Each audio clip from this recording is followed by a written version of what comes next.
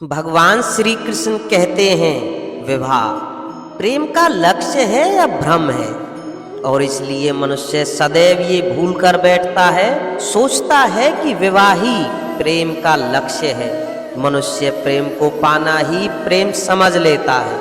अब देखिए, इस संसार में कुछ ऐसे भी भाग्यशाली लोग हैं जिनका विवाह उनके प्रेम के साथ होता है।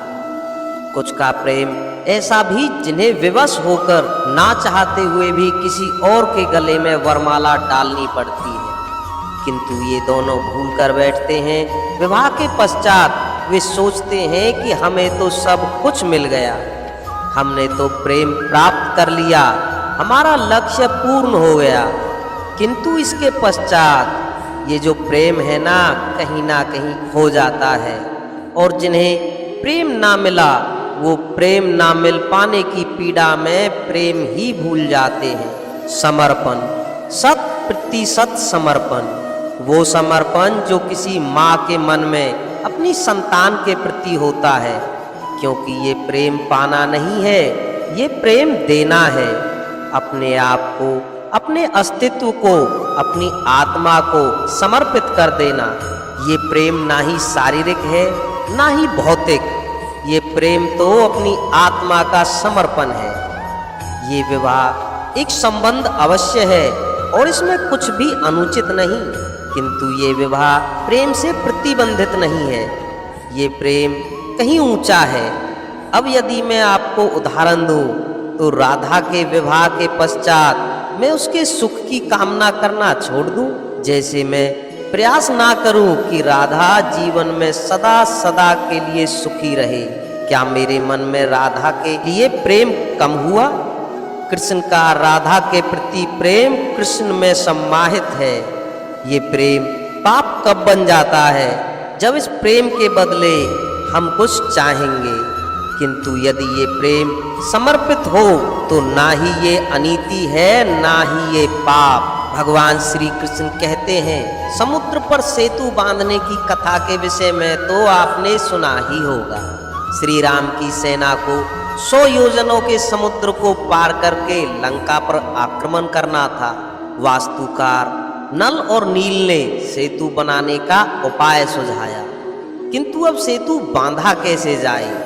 समुद्र इतना गहरा है, कितने पत्थर डाले जाएं कि पार करने लायक स्थान हम समुद्र से ले सकें। तब किया गया एक कार्य, पत्थरों पर लिखा गया राम का नाम, और जब इन पत्थरों को सागर में फेंका गया तब वो तैरने लगे।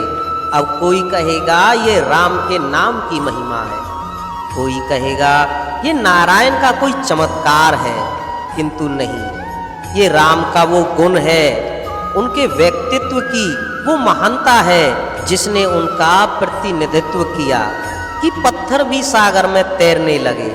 इसी प्रकार जहाँ हम नहीं होते वहाँ हमारे गुण हमारा प्रतिनिधित्व करते हैं। हमारे नाम की शक्ति हम स्वयं बनाते हैं अपने कर्मों से, अपने गुणों से।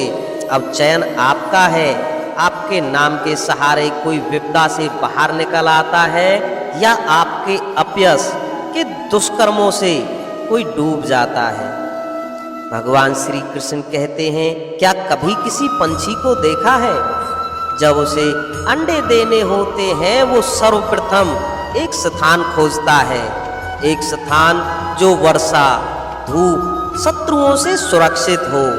फिर वो अपना घोंसला बनाता है, फिर अंडे देता है, और फिर जब उन अंडों से नन्ही संतानें निकल आती हैं तो उन्हें भोजन देता है, उनकी सुरक्षा करता है।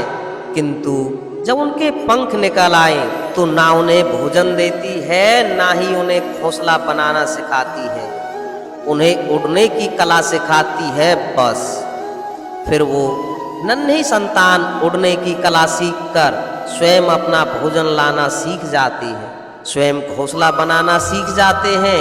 और हम मनुष्य क्या करते हैं? संतान के बड़े होने के पश्चात भी उनकी चिंता में सूखते हैं, प्रयास करते हैं उनके लिए घर बना सकें। अपनी संतान को और भी शक्तिशाली बनाने के स्थान पर पंगु कर जाते हैं। हमें जीवन में वही करना चाहिए जो एक एक पंछी करता है। अपनी संतान को उड़ने की कला सिखाइए, संस्कार दीजिए और एक समय के पश्चात उसे स्वयं अपना आकाश चुनने को मुक्त कर दीजिए। भगवान श्री कृष्ण कहते हैं, एक चींटी को देखिए, मैं भी देख रहा हूँ और आपको बता दो कि आज इस चींटी को देखकर मैं मंत्र मुग्ध हो गया हूँ। इसके रूप, इसके आकार को देखकर नहीं, बल्कि इसके प्रयासों को देखकर।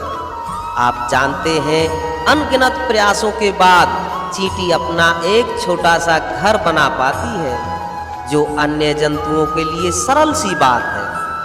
वो चींटी के लिए उसके जीवन की सबसे बड़ी घटना है, सबसे बड़ी सफलता है। भविष्य में चींटी रहे ना रहे, उनके बनाए हुए घर वर्षों पश्चात तक टिके रहते हैं। जीवन में सफलता के साथ भी ऐसा ही होता है।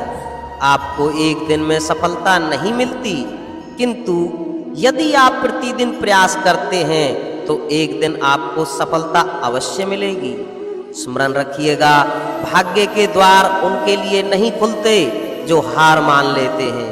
भाग्य उनका स्वागत करता है जो उठकर उसका दरवाजा खटखटाने का प्रयास करते हैं। तो प्रयास करते रहिए, सफलता एक ना एक दिन आपके पास अवश्य आएगी। भगवान श्री कृष्ण कहते हैं, ये ताला देख रहे हैं, ये ताला प्रहार से भी खोला जा सकता है, प्यार से भी खोला जा सकता है। अर्थात इस ताले को एक चाबी से भी खोल सकते हैं और हथौड़े से भी खोला जा सकता है, किंतु खुलने में अंतर होगा। यदि आप इस ताले को प्रहार से खोलोगे तो ये पुनः काम नहीं आएगा, किंतु यदि आप इसे चाबी से खोलेंगे तो ये सदा काम आएगा।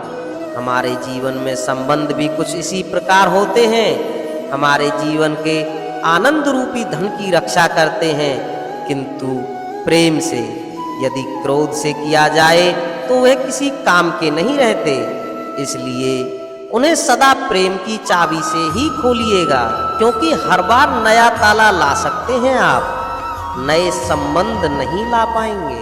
तो दोस्तों, इस वीडियो में बताए गए भगवान श्री कृष्ण के इन विचारों को अगर आप अपने जीवन में अपनाते हैं तो कठिन से कठिन समय में भी आप धैर्यवान बनकर रह सकते हैं, जिससे सफलतापूर्वक आप अपने लक्ष्य पर पहुंच सकते हैं।